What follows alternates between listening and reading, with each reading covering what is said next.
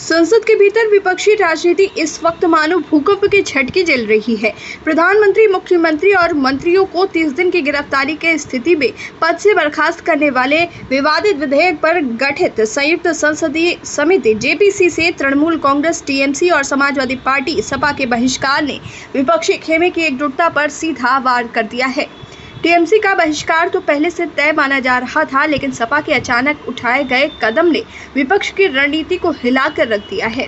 अब कांग्रेस ऐसे चौराहे पर खड़ी है जहां उसे तय करना है कि वो विपक्षी एकता के साथ जाएगी या सरकार की बनाई समिति में शामिल होकर अपनी अलग राह पकड़ेगी। टीएमसी सांसद डेरेक ओब्रायन ने इस जेपीसी को सिरे से खारिज करते हुए कहा कि मोदी सरकार एक असंवैधानिक बिल की जांच के लिए समिति बना रही है और ये पूरा सिलसिला केवल एक नाटक है।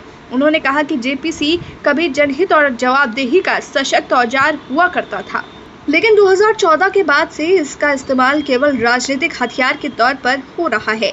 विपक्ष के संशोधन खारिज कर दिए जाते हैं और बहस औपचारिकता से आगे नहीं बढ़ पाती। उन्होंने हर्षद मेहता और बोफोर्स घोटाले पर बनी जेपीसी का उदाहरण देते हुए कहा कि तब भी सत्ता पक्ष पर गंभीर सवाल खड़े हुए थे। सपा अध्यक्ष अखिलेश यादव ने भी अपनी तल्ख आवाज में इस विधेयक को देश के संघीय ढांचे पर सीधा हमला बताया।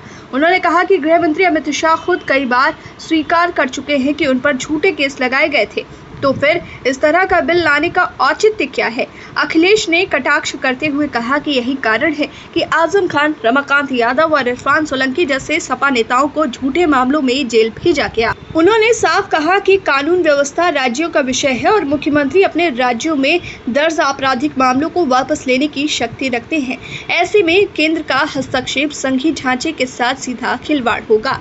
विपक्षी खेमे का बड़ा हिस्सा मानता है कि संसदीय समितियों में हुई बहस अदालत की सुनवाई और जनता के बीच जनमत निर्माण में बेहद असरदार साबित होती है, लेकिन टीएमसी और सपा के बहिष्कार ने विपक्ष की सामूहिक आवाज को कमजोर कर दिया है। कांग्रेस पर अब दोहरी मार है।